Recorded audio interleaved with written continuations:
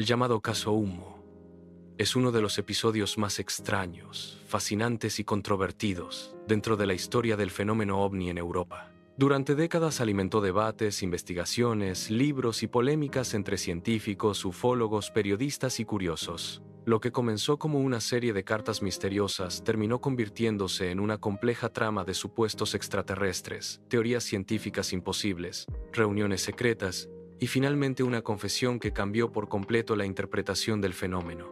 Para muchos fue un engaño brillante, para otros un misterio que todavía no está completamente resuelto. El origen del caso se remonta a los años 60, en plena época de auge de los avistamientos de objetos voladores no identificados. En aquellos años el mundo estaba marcado por la Guerra Fría, la carrera espacial y el creciente interés por la posibilidad de vida extraterrestre. En ese contexto comenzaron a aparecer en España una serie de cartas muy peculiares que afirmaban proceder de visitantes de otro planeta llamado Humo.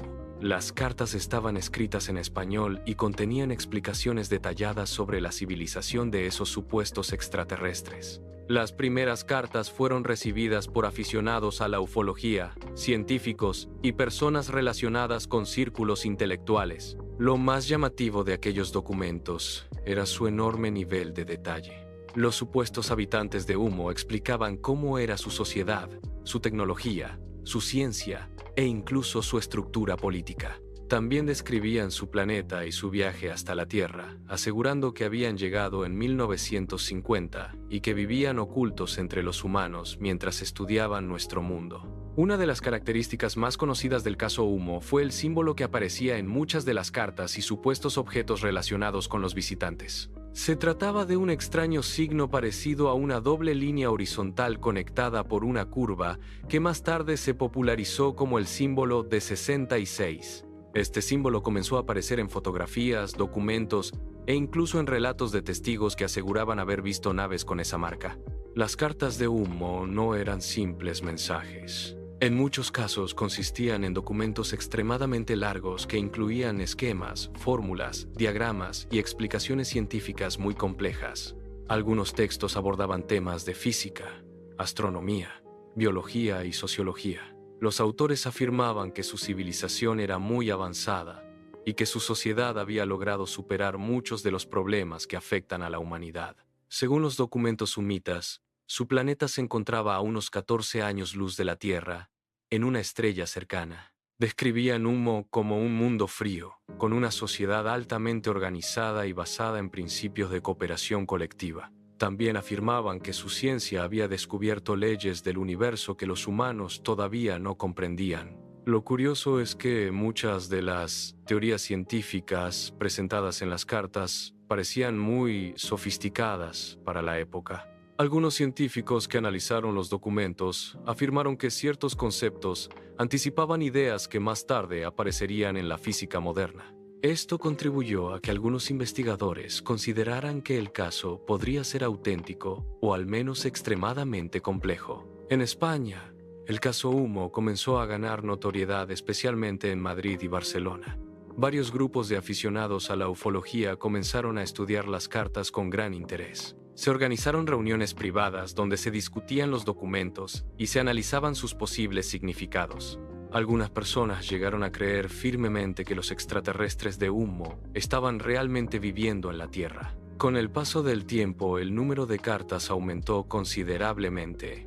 Durante más de 20 años, circularon cientos de documentos supuestamente enviados por los humitas. Cada uno aportaba nuevos detalles sobre su civilización, su tecnología y su visión del universo. Las cartas también advertían sobre los peligros que enfrentaba la humanidad, como la guerra nuclear o el deterioro social. Uno de los aspectos más inquietantes del caso era que los autores afirmaban estar observando atentamente la evolución de la humanidad. Decían que estudiaban nuestro comportamiento para comprender si la especie humana sería capaz de sobrevivir a sus propias tensiones internas. Según los textos, los humitas evitaban intervenir directamente en nuestra sociedad para no alterar el desarrollo natural de nuestra civilización.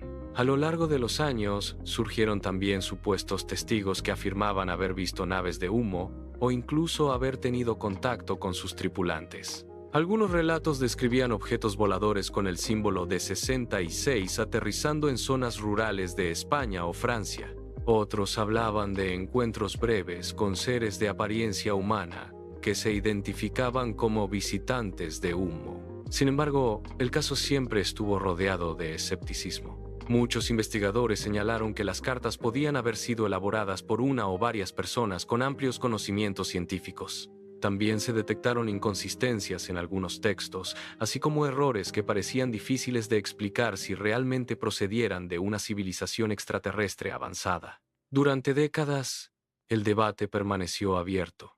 Para algunos, el caso Humo era una de las evidencias más intrigantes de contacto extraterrestre. Para otros se trataba de un elaborado engaño intelectual, posiblemente diseñado para experimentar con la credulidad humana o para crear una especie de experimento sociológico. El giro definitivo llegó en 1993 cuando un ingeniero español llamado José Luis Jordán Peña envió una carta a varios investigadores afirmando ser el autor del fraude.